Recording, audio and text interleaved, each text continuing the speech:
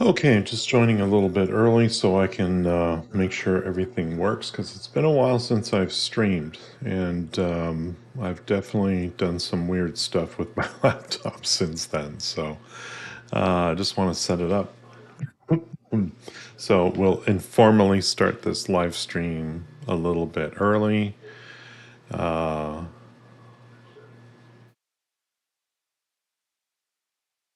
just double checking some things here.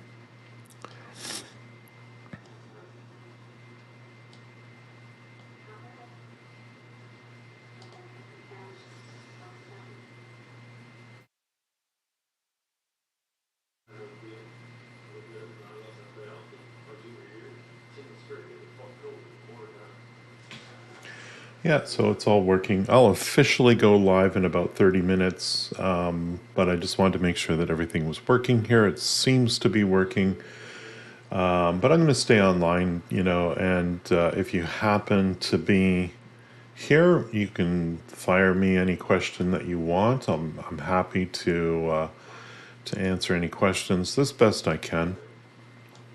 This is a really exciting time for Adobe Captivate. It's one of those things that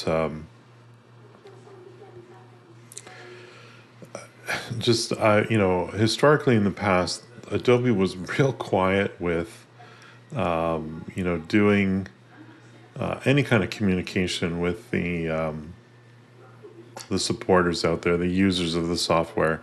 But it's pretty exciting. Right now, we are on Adobe Captivate version 12.4.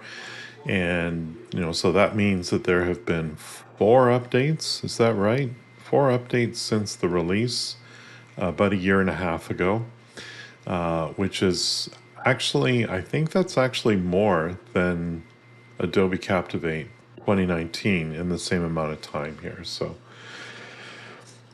I'm pleased. Yes, Adobe Captivate 12 is not 100% of what the old software was. You don't have every single feature available to you, but it's very clear to me that they're dedicated to coming up with feature parity sometime between now and, let's say, 2027. That was the date that was that I was given very early on. So I'm pretty pleased with what's come out since then. If you check my YouTube channel, there's been quite a few videos I've done where I'm showcasing, the latest and greatest updates. 12.4 was really cool because there was some really nice improvements there. I see Luke has joined, Luke Westwood. Luke is a longtime viewer of my channel. So hi, Luke. How are you? I hope you're doing well. I also see that Joe just got a little message there. Welcome to a supporter. Joe is actually a member of my YouTube channel. So welcome, Joe. Thank you for your support. I'll just mention to everybody who happens to watch this now or later, a big part of my YouTube channel are the members only area. And you can show your support for what I do by becoming a member. And that gives you access to a few other things. Like we have the basic membership, which is, I think it's about $1 US per month. And that gives you early access to all the videos as they come out. They typically come out on a Wednesday. So I make them available to our members on Sunday, so you get a sneak peek as to what's coming. The all-in-one members, though, a little bit more expensive, but not much. I think it's $5 a month, if I'm not mistaken. US dollars, of course. And that gives you access not only to the early videos on Sunday, but there's some longer form content that's available for you, as that becomes available. And also, too, there's the project files available as well. So, like if I create a tutorial and, I save the project file, I'll make that available to, the members of my YouTube channel. So that's always well and good. What else is going on? I've heard rumors. Obviously, we got the sneak peeks earlier this month, and I have a video on that if you want to check that out. There's a handful of new features that will eventually come out. Don't ask me when, I don't know. Uh, it's coming soon. Soon, only later. Which is short for the short form of SOL. No, that's just a joke. Soon, only later. So the idea is that obviously, just like the rest of Adobe, the Captivate team is constantly working on new features for Adobe Captivate. They want to obviously continue to offer value for your 35 US dollars per month or whatever it is. And,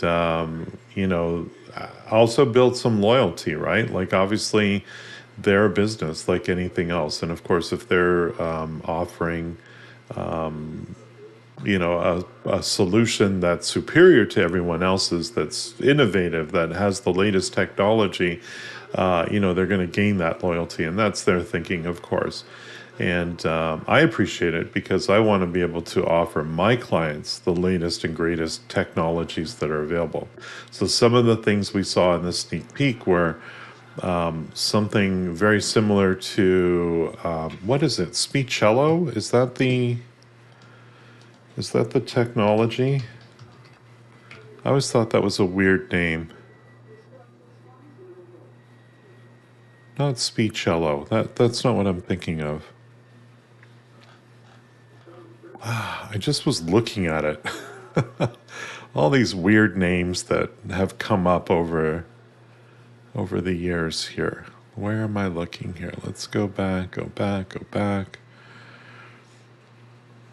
Just looking at my history here. Synthesia, that's the company I'm thinking of. So Synthesia, and this is where I think Adobe can really win with this stuff here. So let me just share my desktop here. So Synthesia, this is really cool technology. You create these videos of people speaking, and it looks like a real person. It's all generated via AI, and you can create these lovely slides, and you just pop them directly into your Adobe Captivate project. The problem, the problem is that all this stuff costs money, right? So, like, I love AI. This is a challenge. I threw this question out to Josh Cavalier, one of my colleagues and friends, who also is in the learning and development space, and promoting what he does as well. So yeah, you can get a free account here, but it offers basically 3 video minutes per month, which isn't very much. But even the starter, which is the most basic Synthesia account, is $18 a month. So there you're in for 18 bucks if you want to use this technology on a regular basis. You also have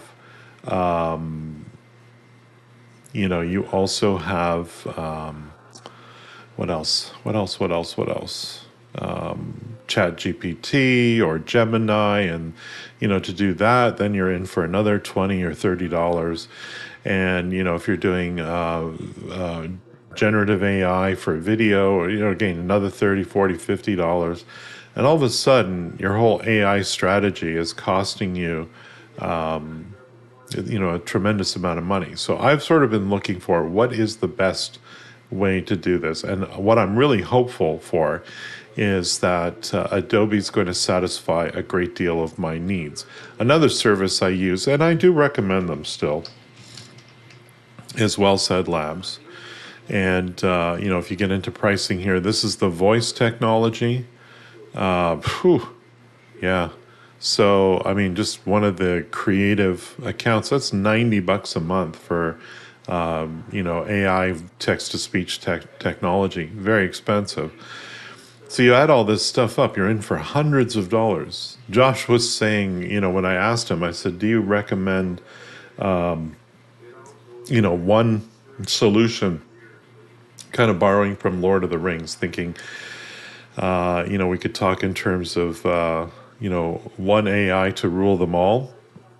I don't know if that exists yet, but he made a few recommendations. Obviously, Gemini would be a good choice. ChatGPT would be a good choice. I think he had a couple of others as well. I don't remember right off the top of my head, but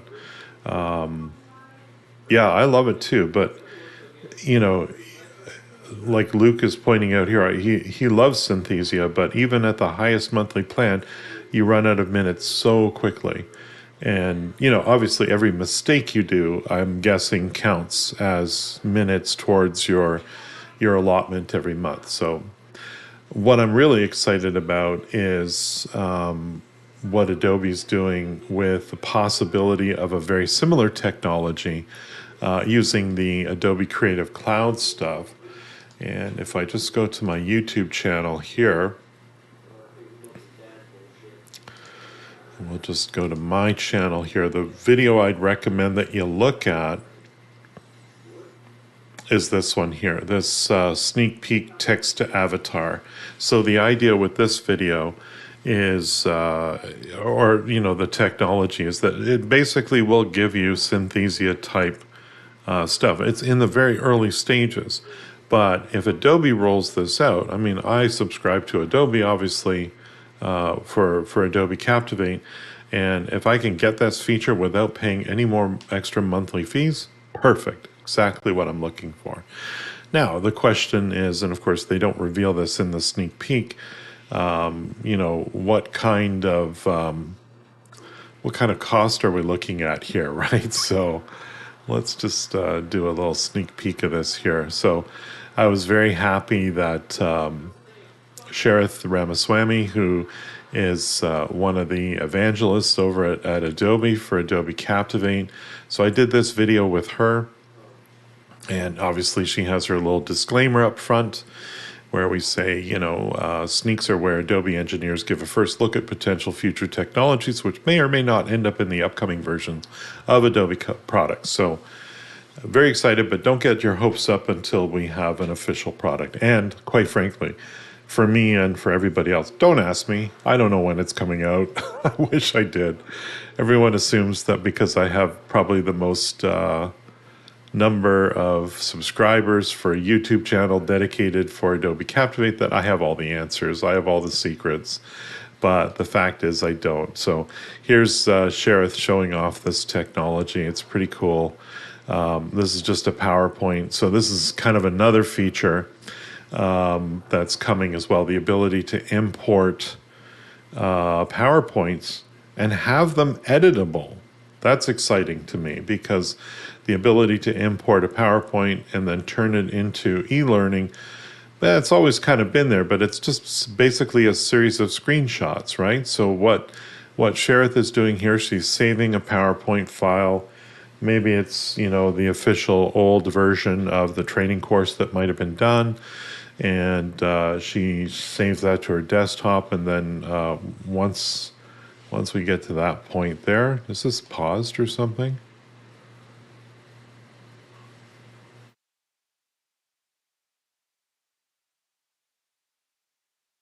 Or am I crashed? That's certainly a distinct possibility. But the idea here is that, what's happened to my computer here? Let's just close that down. Oh, it was going, but it wasn't going.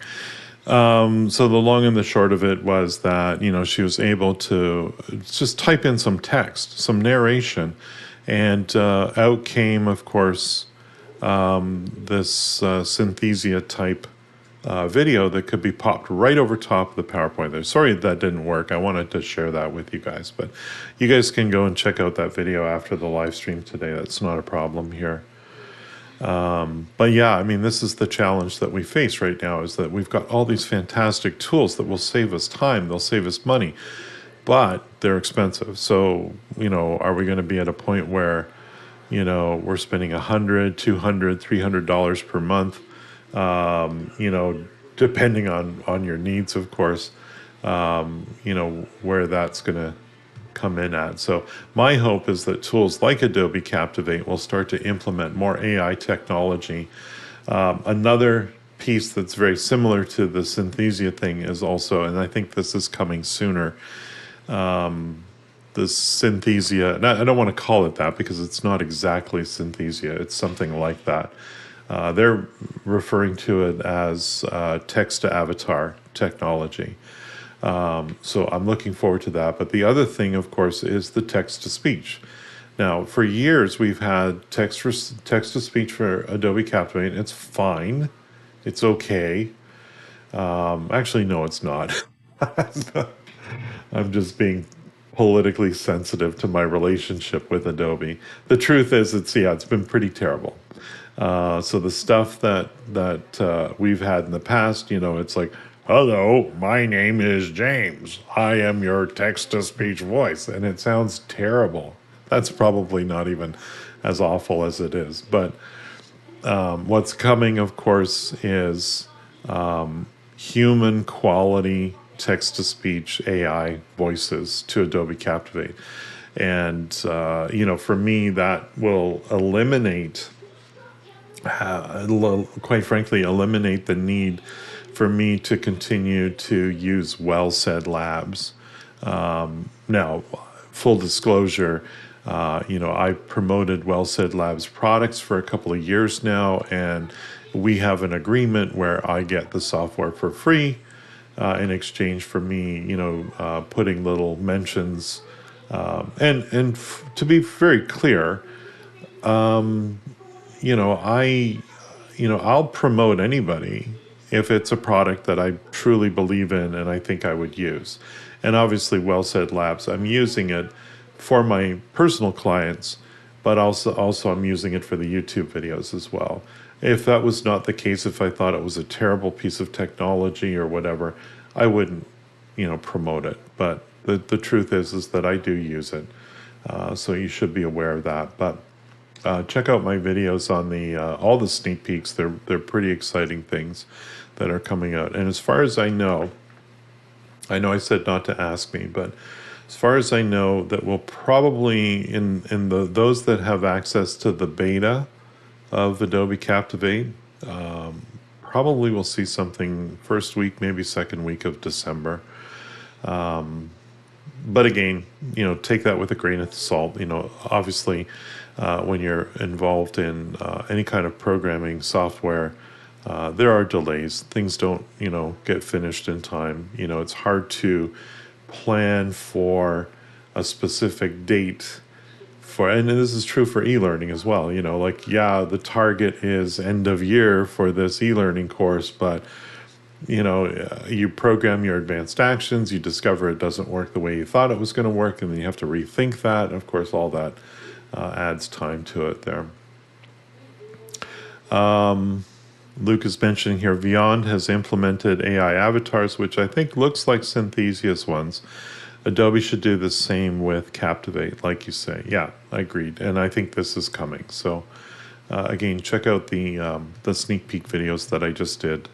I had an interesting experience at the Adobe Learning Summit this fall. A reminder for those that do travel for things like conferences, which is something I'll be talking about, in about 10 minutes when the official live stream starts.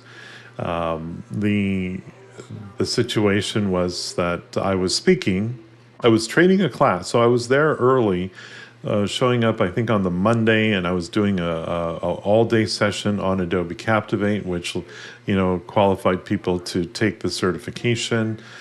And, I got off the plane on Sunday and went to the hotel, and the front desk asked me for my passport.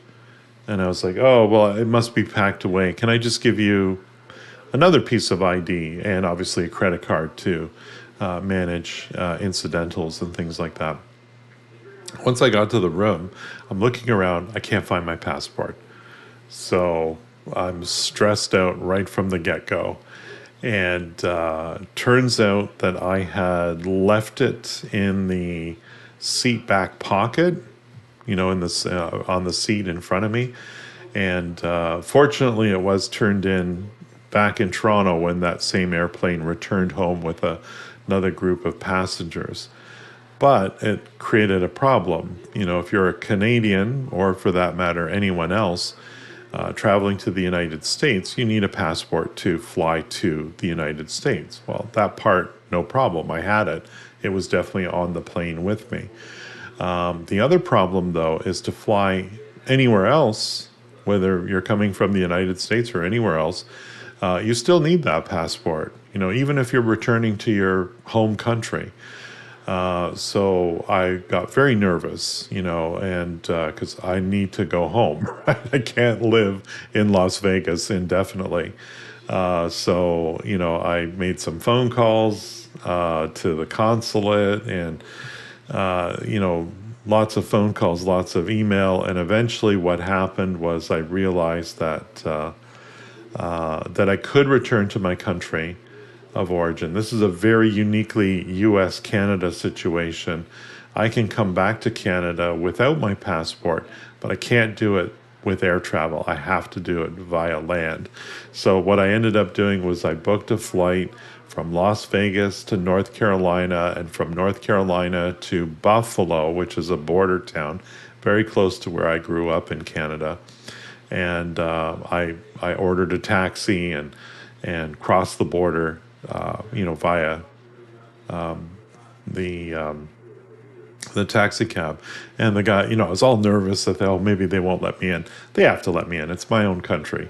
But I knew that it might be difficult, right? I knew that they might take me to secondary inspection, ask me all kinds of questions. And the guy looked at I had my driver's license, I had my health card.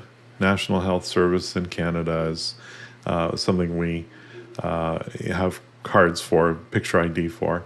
And between the two, the guy said, "Okay, I understand. Don't need." And I'm trying to explain the whole thing to him like I have to. He's like, "Yeah, I get it. Okay, you're free to go." And that was it. Like, it's such a simple thing, but man, was I stressed out for all the time. And so I didn't really get to enjoy the conference like I would normally, and therefore I had to deal with all this stuff. It ended up costing me a little bit more. But in the end, it was worth it. So, yeah. What we'll be talking about in a few minutes is, I jokingly referred to this live stream as why you shouldn't speak at an e-learning conference, and not jokingly, but ironically. And no, actually, I'm gonna share with you some ideas as to why you should speak at an e-learning conference. And I'm specifically going to talk about the Adobe Learning Summit in Las Vegas. But I'm going to share some of my ideas, but also some other people's ideas, because I threw this question out there to a group of people who are also speakers at the Adobe Learning Summit. And I'm going to share their responses as to why I think it's a great idea, why they think it's a great idea, for people to participate in these activities. So I'm a huge fan of doing this for a number of reasons, but I'll talk about the specifics in a little bit. So again, really exciting time to be in e-learning. I think I really enjoy participating in the community, as always. I'm sure everyone knows that. It's really exciting for me. I know back when Luke probably started watching my YouTube videos, I was, like literally 1,000, couple thousand subscribers. I sort of remember hitting like 9,000 and thinking, oh my goodness, I might actually hit 10,000 subscribers. How amazing would that be? And just this last month, I surpassed 150,000 subscribers.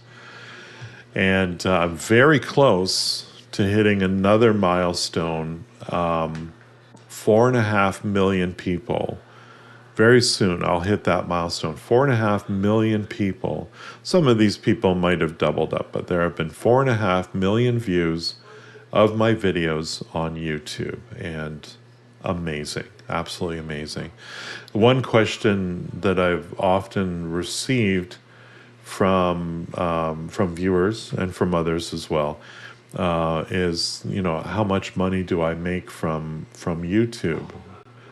Which, is kind of like asking someone what color their underwear is. But I've always answered it. Like back in the early days, I would answer it with pizza money. Like it's just pizza money. It's not a big deal. And in those days, that's when, you set in YouTube, you set up a threshold. Like, when do you want to be paid? And I set my threshold at $100. So I would, every time I earned $100 in ad revenue from people watching my videos, Google would issue me a check.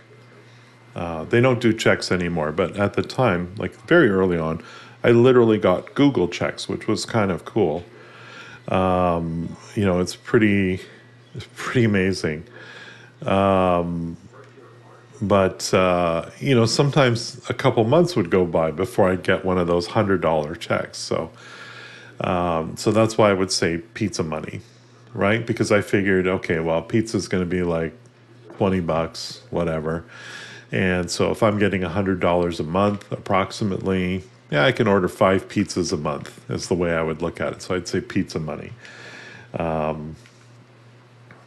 But that number has significantly changed. So I would say that there's a good 20%, I'd say a pretty solid 20% of my income is from YouTube ad revenue. And of course, the rest of, it's attributable to the rest of my revenue as well, the rest of my income.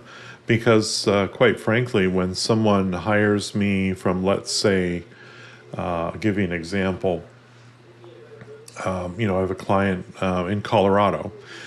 There's no way that I would ever know anybody in Colorado, and nor would they know me, and therefore say, oh, well, we should hire that Paul Wilson guy in Ontario, Canada, because they'd never hear of me if it wasn't for the YouTube channel. So while the money I earn from doing work for people like that may not be directly from YouTube, it's an indirect result of having the YouTube channel that have led me to those kind of clients. So I always recommend to people, kind of like I recommend speaking at conferences. It's kind of the same thing, but YouTube is a great way to basically advertise what you're good at and get recognized for it, and lead to possible work coming down the pike as well there. So yeah, so I mean, it's exciting stuff, really. The the interesting thing about YouTube is, like, I think if you're thinking about doing a YouTube channel, and don't worry, I'm not going to be, like, if you wanted to do a YouTube channel about e-learning, even specifically on Adobe Captivate, go for it. I'm not going to be offended. I think I'm pretty secure in my position right now. But hey, if you surpass me, all the power to you. That would be amazing. But here's the interesting thing about this is that when people ask us, I've literally had people, there's one person who's pretty prominent in the e-learning community, specifically Adobe Captivate, who reached out to me a couple of years ago and said, Paul, I wanted to ask your permission.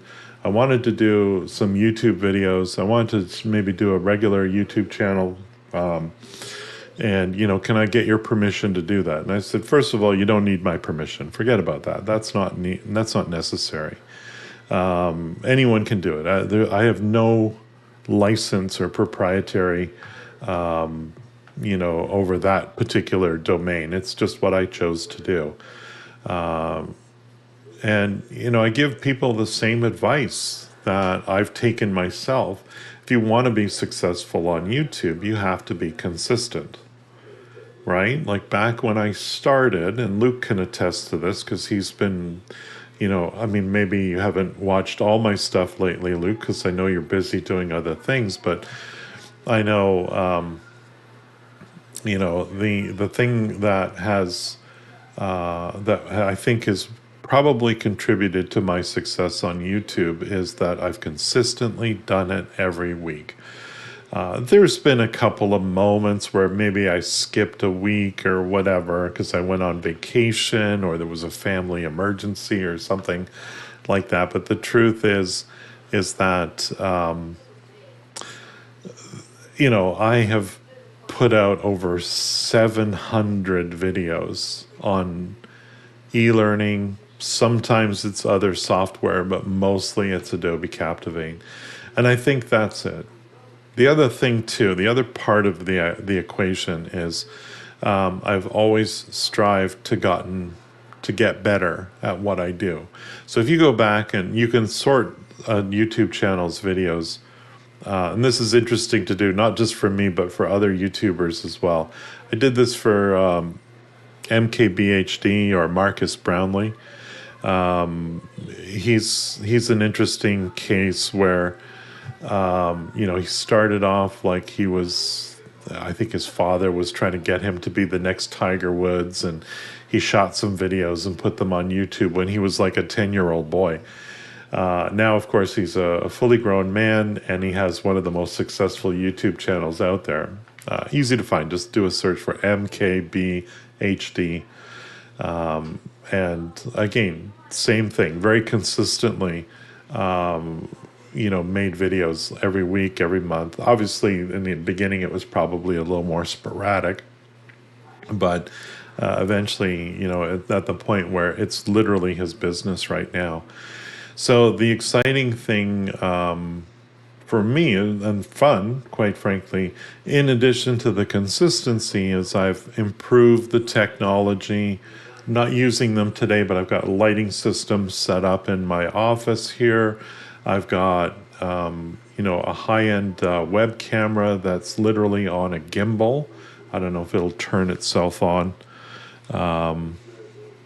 We could have some fun with that. Why not? Let's just see here. Yeah, so if I turn on AI tracking, this camera has a gimbal, and it will adjust its position according to, how that works. Let's turn that off though, because that's annoying. It's not hugely beneficial for day-to-day stuff, but it is something that's kind of cool. The first webcam I had was probably like a $60 webcam or maybe a $100 webcam. Obviously, this is an Insta360 Link 2. It's brand new. They're reasonably priced, but it's a couple $100. It's not the highest end camera in the world, but maybe that's something I'll look at in the future as well. And obviously better microphones. My very first videos, again, if you go back to them, I didn't even have a webcam.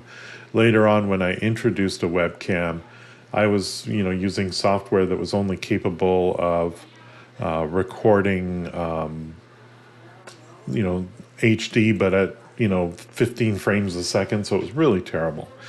So I've really focused on that. And, I think if you do that, you constantly try to do things that are better. You buy maybe a little bit better technology as you go, and it keeps people coming back. So obviously 150,000 subscribers. Some of that's attributable to the all-new Adobe Captivate. I think people were getting a little, my videos may have gotten stale, not because of anything I did, but just the fact that the software wasn't being updated for a long time. And when they finally released Captivate 12, obviously there was a big resurgence in my videos here. So anyway, we're now a little bit after 10 o'clock, and let's officially start this live stream here. So I'm going to go black for a second, play my introduction, and I'll be back in a moment.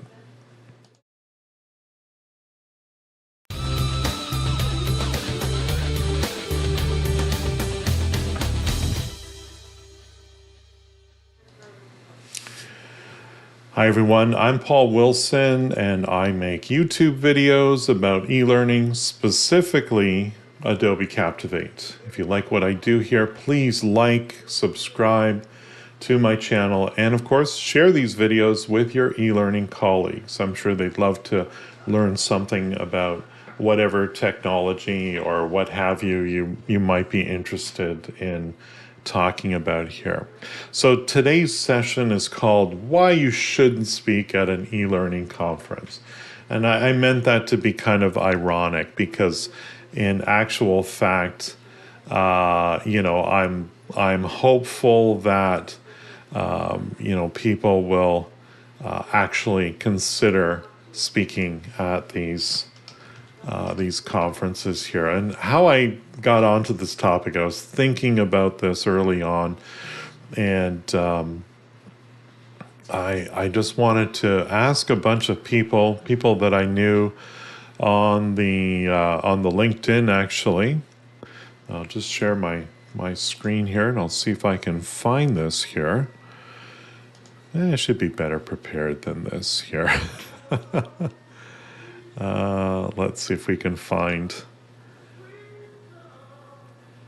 that conversation I had with a bunch of my colleagues here. Sneak peek, sneak peek. Here it is here. So I threw this out as a question here, and I copied a bunch of people that I know have spoken at e-learning conferences, and I just wanted to get their opinion. And I'm going to share the results of this with you guys today because I really think I was really excited that, one individual in this group here was someone that I had interacted with a little bit through my YouTube channel, and got them excited about presenting at an e-learning conference like this. So that, I think this is important. And I'll have a little bit something disparaging to say about all the people that I know, but nothing huge. So here's the question. I don't know if it's a blog post or a video. I guess it's a live stream, but I'd like to ask all my conference friends why you speak at conferences so I can include some other opinions besides my own. Let me know what it is about these conferences that make you want to give back. And, you can find this post. I'll put the link to this post in the, well, maybe what I'll do is I'll even put it in the chat here, but I'll also put it in the description of the video too. So you can check that out if you're watching this live stream after the fact here. And let me first talk about my perspective. I'll give you a little bit of a history lesson on myself and e-learning conferences. So I was involved in a user group that was run by Anita Horsley and Josh Cavalier, and two great friends now that are also conference speakers, and I was influenced by them. And in the case of Anita, I'd already had some interactions with her. We were not as close as we are today, perhaps, but I knew her, I considered her a friend, and I would, ask her advice about things. And one of the things I wanted to ask her advice about was, I see that you speak at this thing called the Adobe Learning Summit in Las Vegas. Adobe had just announced, I think it was 2015, 2016, somewhere in there. I had already had a YouTube channel, but it was back in the day when it was like maybe 10,000 subscribers, not the 150,000 subscribers I have today. And for everyone who's been a subscriber, absolutely thank you for the support over the years. It's been tremendous. So I asked Anita, I said, how do you get involved in this? How do you get invited? She says, well, let me put you in touch with this guy at Adobe. He was in charge of marketing for the e-learning division. It's a different person now, but back then, it was a fellow by the name of Gurov. And so I'd sent him an email and I said, I was referred to you by Anita Horsley. I'm very interested in coming to speak at this first ever e-learning conference that Adobe was holding in Washington, D.C. So that was different. The Las Vegas thing was, I hadn't even done that yet. And he said, well, tell me about who you are and what your experience is and so on and so forth. And, I responded back and I said, well, I've got this YouTube channel. I talk about Adobe Captivate. I've been using Adobe Captivate since version 2, blah, blah, blah, blah, blah. And my kind of urban legend of this, I would love to see if I have that email. But my urban legend behind it is that he basically responded with, oh, you're that Paul Wilson. So that got my foot in the door because, obviously having some experience there was beneficial. I don't think they're that strict at this point. I think nowadays, if you reached out, you demonstrated that you had some experience, anyone can submit a proposal and get accepted. Back then, I think they might have been a little bit more selective, and I used my YouTube channel to get my foot in the door. But it was it was that. I just see. Well, let me just take a moment to call out. I see John has joined. He's also a member of my YouTube channel. Hi, John. Good to see you join today. Thank you very much for joining. So on with the story. Obviously, I would submit a proposal, and I would come and speak at the conference. And I remember that first conference. Was I nervous? Absolutely 100%. I was totally afraid of speaking. I knew my stuff, but an interesting phenomenon that occurs when you do this activity, and if you're thinking about speaking at an e-learning conference, I will give you this up front. There is something known as imposter syndrome. And it's something most of us actually suffer from. Many of us suffer from this. It's the idea that you're going to go onto a stage, you're going to present a topic, even if you know it as well as I know Adobe Captivate or whatever it might be. You're going to get stressed out. You're going to be freaking out because what if they find out that I don't know what I'm talking about? Even if you do, you still have these thoughts going through your head. What if I'm discovered to be a fraud, And we all deal with that. Some of us like, oh, I didn't get my PhD. I've only got a master's degree, so maybe I'm going to be found out as a fraud because I don't have a doctorate or whatever. Honestly, that stuff doesn't matter. And, you need to get over that. Let's jump forward a little bit here. Let me go back to my desktop here. And actually, that was something that, like this was one comment. I sort of had a follow-up question to the original question. And I just said, here's a follow-up question for anyone who wants to chime in for the first time or again. What advice do you have for people who are thinking about submitting a proposal to speak at a conference? And Phil wrote here, obviously it's not for everybody. He knows of at least 2 people who had panic attacks just before presenting. Okay, legitimate concern. I'll admit that. I'll say this, though. You're in training and development or learning and development. You probably stood up in front of 20, 30, 50, maybe even 100, 150 people and train them on something. And the interesting thing about our industry, we are often not subject matter experts. I taught people things. Now, I accidentally got into learning and development because I was a subject matter expert, but most cases, that's actually not the case. In most situations, we know nothing about the topic that we're covering. We've done our instructional design work. We've learned what needs to be done, or a separate instructional designer has presented or put together a facilitation guide for you so that you can deliver this. But by no means, if you're in the training department, you're usually not the subject matter expert. You're usually not as knowledgeable as maybe even the people that you're training. But that's okay, because our profession is not so much about passing on our knowledge. It's making sure that everyone in the classroom shares that knowledge and so forth. This is a little different. Obviously, you're expected to be an expert when you go up on stage at an Adobe Learning Summit or an Adobe eLearning conference or whatever it is that you're presenting at. but you're in the industry, like you're clearly in the industry. So yes, will you be nervous? 100%. Will you be stressed out? Perhaps. For various reasons, you might be. In the most recent Adobe Learning Summit, I was asked to take a 2-day course. This was for one of the pre-conference activities. I was going to take a 2-day course that I normally deliver for the Adobe certification and deliver it in 1 day. And both Anita Horsley and I got together online mostly in the days and weeks leading up to the conference and really planned out our plan of attack for this. But it was hard work, let me tell you, and that added a level of stress to being at the conference. I'll tell you that right up front. I think it went well. I think we definitely, even though I think in some ways we may have failed,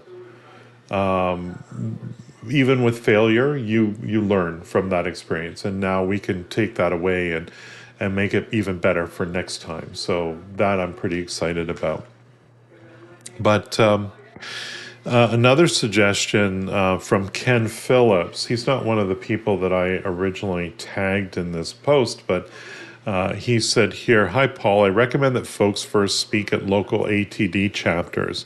Every chapter has to provide at least 6 member development opportunities each year, and there is always a need for speakers. It always provides a way to gain speaking experience, refine a presentation, gain credibility when submitting a proposal to speak at a conference." Absolutely, I agree with that. I know that prior to speaking at these live in-person Adobe events, I had worked with Anita Horsley to deliver a speaking session on drag and drop when it was brand new for Adobe at her user group meeting. They had this monthly user group meeting that both her and Josh managed, and that was, again, my foot in the door. Certainly, my YouTube channel was enough experience also to demonstrate to Adobe that I could speak comfortably about the topic about Adobe Captivate. So it worked out really well. It was a really fun first conference to go to, and one of the things that I'll mention as well at this point here is one of the concerns you might have about speaking at conferences is the cost associated with it. So I've done DevLearn before. I have submitted proposals for DevLearn. That's another one of the competing conferences that are out there. And it's a great conference. It's massive compared to the Adobe Learning Summit as far as the number of people are concerned. But they're catering not only to Adobe Captivate, but they're catering to the Articulate Storyline, Articulate Rise, iSpring, Lectora, all these other authoring tools that are out there. So it's going to be a larger audience, obviously. And in fact, Adobe Captivate is kind of underrepresented. There was a time when DevLearn and Adobe did these co-events with DevLearn and the Learning Summit together. But those days have come and gone, unfortunately. Now it's mostly an Articulate event, it seems, which is fine. But typically, and this is my experience, when you do one of these eLearning Guild, or Learning Guild as I guess they're called now, events, they will compensate you by offering you a complimentary pass to the conference. So a typical pass for some of these conferences can be $1,000, $1,300, $1,500. And that sounds like a really great savings, and it is, because if you had to pay for that out of pocket, or if your company you worked for had to pay for that, that's a lot of money. So you would definitely need to justify those expenses either to your manager or to your spouse or whoever it might be. The nice thing about Adobe, and I don't want to get into specifics because I don't know what I can and cannot share here. But the nice thing about Adobe is that they've always covered expenses associated with the Adobe Learning Summit in such a way that I don't lose money. I'll say that. in actual fact, I usually make money. So it's a very positive experience. Again, I don't want to mention how much I get from Adobe because maybe other speakers get a different amount, and I don't want anyone to be offended or upset or anything like that. But I'm able to go to an Adobe Learning Summit in Las Vegas and really not incur any expenses at all, and in fact come out with a positive number in my bank account. So that's always a good thing there. So if you're concerned about that, submit a proposal, find out what the compensation will be, take a look at it. Is it something that, meets your needs? Typically, I have to pay for my own flight, and I don't have to pay for my hotel room. Adobe will include that. And again, they'll pay me this fee they'll call it a speaker's fee or whatever it would be. And it's usually enough to not only cover any expenses I might incur while there, but my flight as well. So I definitely will continue to participate in the Adobe Learning Summit, not only because it's compensation, and that's something that the other people didn't talk about.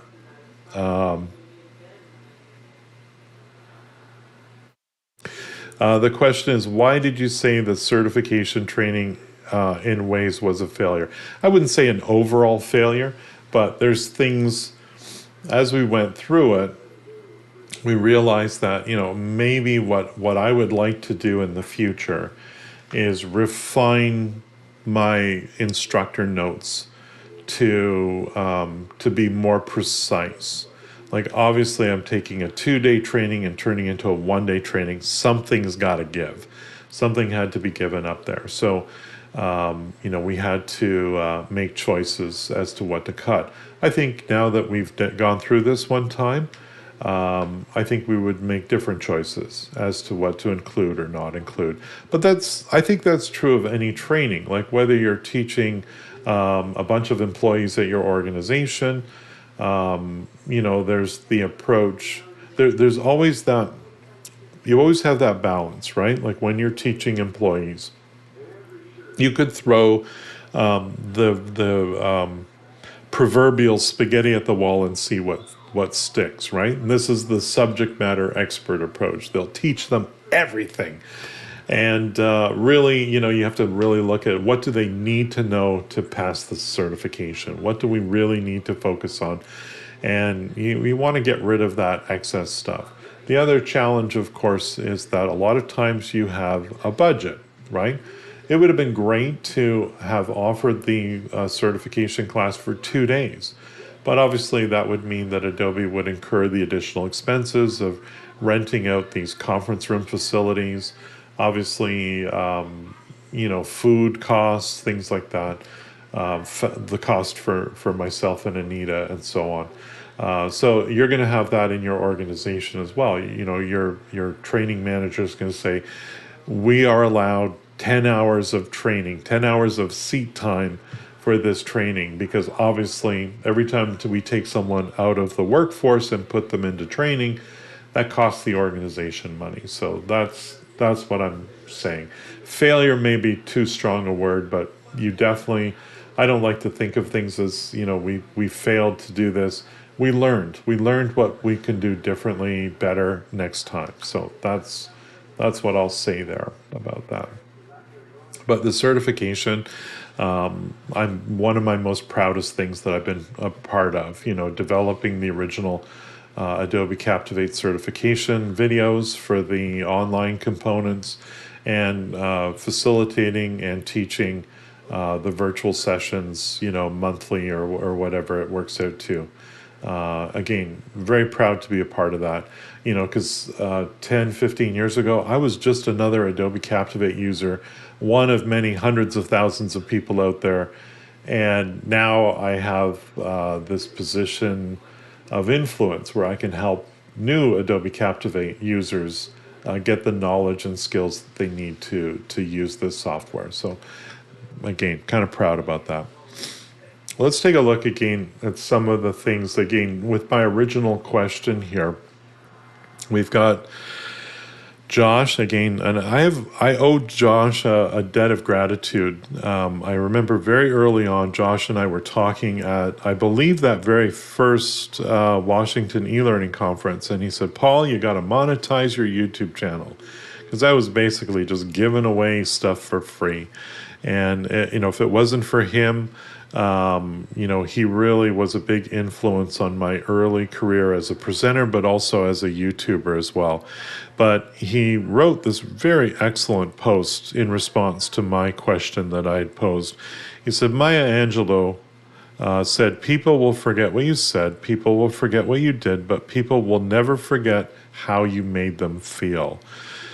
And I think that's so true. I mean, I think about the training sessions that I've done at these Adobe certifications, these Adobe conferences, and I honestly couldn't tell you what I presented on from 5 years ago. I probably don't even remember what I did 2 years ago.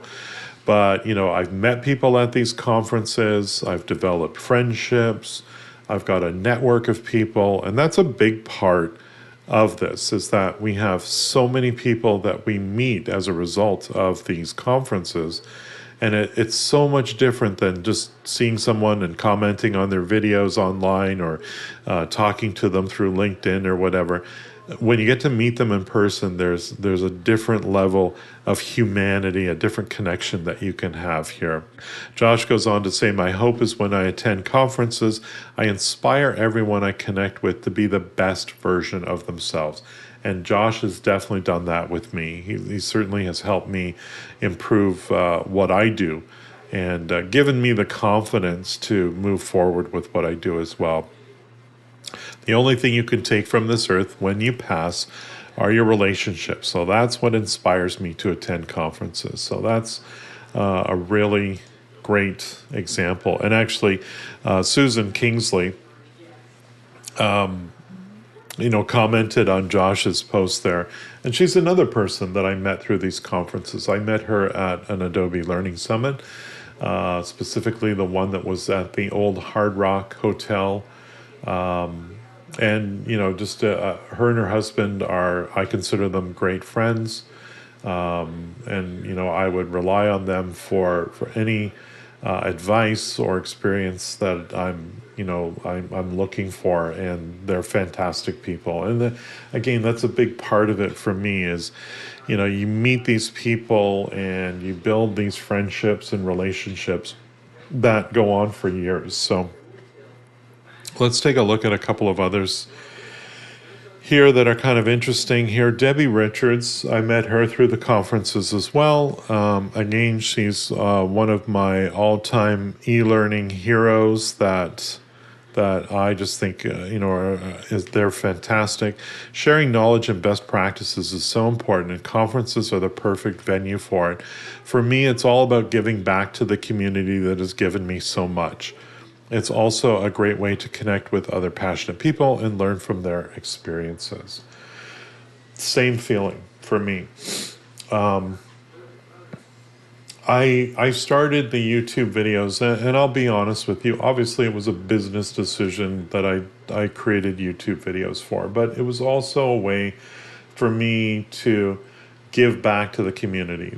I learned from people that participated in the early versions of the online forums and communities. And, if I had questions, I could pose those questions out there and get answers. And this is before I had a YouTube channel or before I was recognized as someone within that community. I was just an anonymous user like everybody else. And I would ask questions, and people took of their time to answer those questions and give back to me. Which was fantastic. And I just love the fact that we are an open community like that. And, obviously I make a business out of offering instruction and teaching, but there's a lot of free stuff that I give back to the community. And I'm proud to do so because the community has given me so much as well. Let's take a look at another comment here. This is one of my favorites here from Mark. Mark says, I love to teach and present, and sharing knowledge and being entertaining seems to feed my soul. It also feels prestigious, which aids me in having a little attaboy moment. And for me, that's a big one as well. I know at this last conference, again, I was dealing with some stressful stuff unrelated to the conference, just personal issues. I had lost my passport on the way down to Las Vegas, and I had to figure out how I was going to get home. So I was constantly thinking about that, but still had to focus on the job at hand, and that was presenting my 1 hour session at the Adobe Learning Summit. And I always look for that moment. I can't quite describe what it is, but when I see that my audience has figured it out, right? I'm looking at them and I'm seeing people, the aha moment, the light bulb has lit up over their head, and they're excited about what I'm teaching them, to the point where I can now comfortably say, what do you guys think so far? Do you think this is something you could use back on the job in your everyday life? And the resounding answer is yes, yes, this is awesome. Thank you, Paul. You've given me something.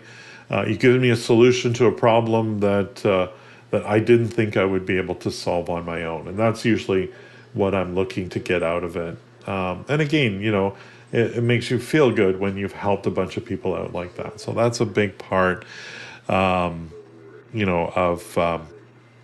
Of what I do here and why I enjoy going to the conferences. Again, let's just go back here. Anita Horsley says, I love sharing my knowledge and seeing that aha moment. So kind of the same thing. When someone truly understands the feedback from participants telling me that my teaching style or insights made a difference, makes all the preparation and nerves worthwhile. I also enjoy meeting new people at conferences, both attendees and fellow presenters. The camaraderie with presenters I've known for over a decade is something I cherish, and I always look forward to learning new things. Big part of it for me is that, there is this group of people, and it's one thing to have connections online through LinkedIn and network using the different social media tools, but there's something powerful about going to these conferences, not just as an attendee, but as a speaker, and you get to meet people that are kind of like your e-learning heroes. And when I look at the original list of people that I tagged in this, these were all people that I knew. So I'll give you some examples here. Anastasia McCoon, for example, is an author of LinkedIn Learning videos about Adobe Captivate. I've taken her training videos back when it was lynda.com as well. Anita Horsley obviously was the running that user group, so I kind of thought of her as an expert to look up to. Josh Cavalier, Damien from Belgium. I won't even try his last name. I've done it successfully a couple of times, but it's a different sort of spelling that we have here in North America. Damien wrote the books where I purchased and learned about Adobe Captivate for the very first time. Karen North, a very influential person on LinkedIn, certainly giving lots of people advice about their careers in the e-learning design and development industry. Cindy Huggett, Debbie Richards. Debbie's a huge expert on 360-degree video and the technology that goes into it. I can't even go on without mentioning Dr. Pooja Jaising. If it wasn't for her, I don't know if I'd be where I am right now. Pooja is a tremendous friend, and I'm so glad to be a colleague of hers as well. And I've gone to so many webinars of hers. Jeff Batt, who's mostly not a Captivate user. He's kind of more on the Articulate side, but he does very similar stuff as myself here. Jim Quinlan was, again, someone who I recommended that, yes, go speak at the conferences. It's great. And that let's shift gears a little bit. Let's talk about that process. Like, it's actually not as bad as you would think. In the early days, I just sort of had to prove I had that experience. But what's going to happen at some point this year, you're going to see a website come up, and you can watch my YouTube channel because I'll definitely share this with all of you. You'll see a website go up somewhere advertising. The first thing will probably be the Adobe Learning or eLearning World Conference, which is an online only conference. That would be a great first step into the foray of speaking at conferences, whether it's about Adobe or not. The great thing about the World Online Conference is that there is no expense for you to incur, right? You're just volunteering. And there will be some on the website, a call for speakers. And follow that link, and it'll be an online form, and you can just write up a proposal. This is your topic. This is your key takeaways, stuff like that. And just basically a synopsis of that 1 hour training session that you're proposing to share with the Adobe community. And again, this is something that you can put on your resume later on, or your LinkedIn profile, public speaker. You don't just have to be an e-learning designer developer. You can be a public speaker as well and add that to your professional credentials. Here's the thing. So when you're looking at writing this proposal, take a look at the conference website. So this last fall, the Adobe Learning Summit was focused on AI. Obviously, AI is on everyone's mind right now. So how do I work that into my topic, right? It doesn't have to be about AI. I was teaching a session on advanced interactions. And the part that I focused on when it came time to, weaving that thread, that AI thread through my session, was how much I relied on AI to develop the materials that I put together. And it could be simple things like my session, I had a series of questions, custom question slides, designed to look like, a television game show. So I added some elements that weren't normally in regular question slides. So I had to come up with 10 questions that I would use in such a project. And rather than racking my brain trying to figure it out, I used AI to write those for me. And I shared the prompts that I used and how I was able to achieve that. I also used a generative AI to create the characters in my game show. So we had the host who looked a certain way, and we had your goofy friend for when you call a friend. And we had, what else did we have? The expert, which was someone who kind of looked like they were sort of Albert Einstein-y, but certainly like a professor that you'd expect at a college or something like that. So again, I used generative AI technology. I was definitely using text-to-speech AI technology as well. So you could definitely find AI throughout. And when you present your proposal to Adobe, make sure you include those details, because obviously they're going to want to select proposals from people who are, matching the theme of the conference. So that's important to do as well. So recommend that you do that as well. And so as long as you can connect the dots with the conference theme, I think you have a very good shot of being there. And they always want new blood, so to speak.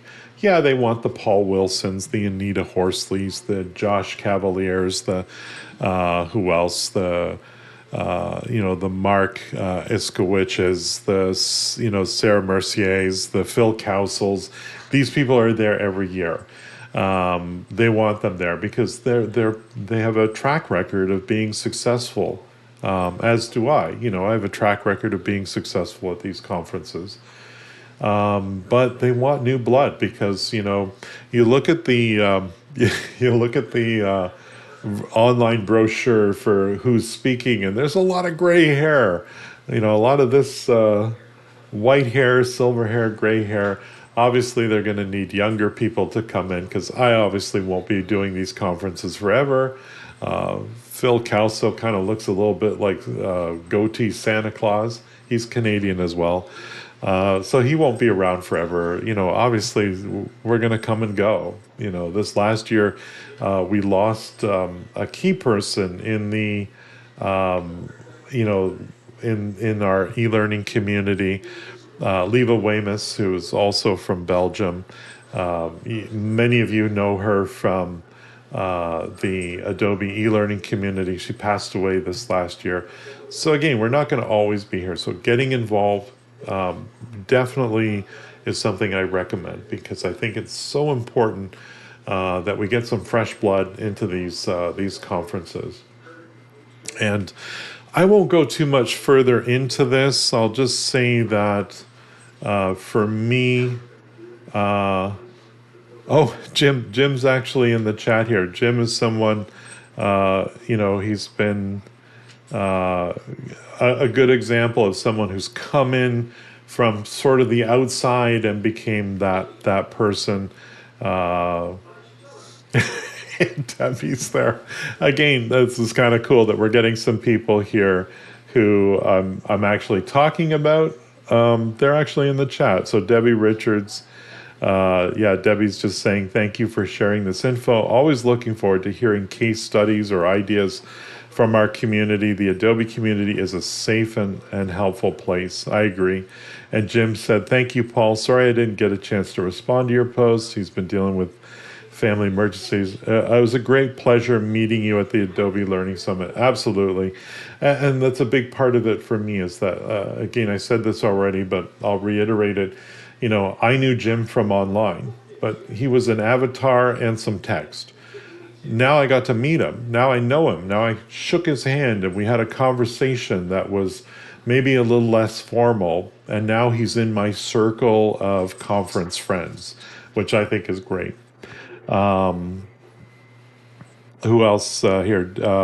Debbie's laughing that I called Phil Gousel the goatee Santa Claus. I'm looking for AI for that image. No, Phil and I are great friends, and we both have a lot of white hair on our heads there. But yeah, being Canadian, of course, you sort of expect Phil to kind of, maybe he's like the off-season Santa Claus. So, but I love Phil. Phil's an incredibly intelligent person, and if I need something that I haven't figured out, you can count on a guy like Phil to get that out there as well. Quick Start Creative. I've spoken at a few conferences and I wasn't sure if my experience fits. I work in the industrial manufacturing sector and most speakers are in corporate, but I'm finding a way to make connections. Yeah, I mean, I'm the accidental instructional designer. I got into ID quite by accident. My experience was that I worked in retail. I was a retail store manager for a company, and I was brought into the learning and design team as a subject matter expert who was teaching new assistant managers and managers the things they needed to know to run a store, right? And then, of course, I'm forever grateful for my first manager at the company where I started as an ID. Who sent me off and got me trained and certified as an instructional designer. But I didn't go to college for that. I have no credential that says I am an instructional designer, other than what I got, myself years later. But it doesn't matter. I think if you've got any experience related to instructional design, and it doesn't even have to be about Adobe Captivate. Some of the people that speak at the Adobe Learning Summit, I'll give you an example. Jeff Batt, for example, he's in the Articulate camp. He's used Captivate, but it's not his primary tool. So certainly, he can speak about something like AI or something related to e-learning. Some of the people are, Photoshop experts and talking about how to fix your photos before you bring them into your authoring tool. There's tons of people at the Adobe Learning Summit that may never have touched Adobe Captivate, or maybe it's been years since they've touched it, but they have some experience in a related part of the industry. And that's why they're there, to share their knowledge and experience. In fact, the first conference that I spoke at, I was talking about Adobe Learning Manager. I wasn't even talking about Captivate, which is kind of weird for me. But they gave me the challenge. I did the research. I did I think a really good presentation on how you can, build some really cool reporting into your learning management system. And I was obviously using Adobe's product at the time. Back then they called it Captivate Prime, but it's Adobe Learning Manager today. So very pleased to share this and encourage you. Please, when the time comes, and again, subscribe to my channel, watch what I'm doing. I will certainly be talking about the next conference, which is likely going to be that springtime online only conference. It's a great way to get your foot in the door. Once you've spoken at the Adobe Learning World online conference, it'll be a snap for you to get into the Adobe Learning Summit and get a trip to Las Vegas and get to meet people like me and others within this crew here. And I hope that this has inspired you to do something.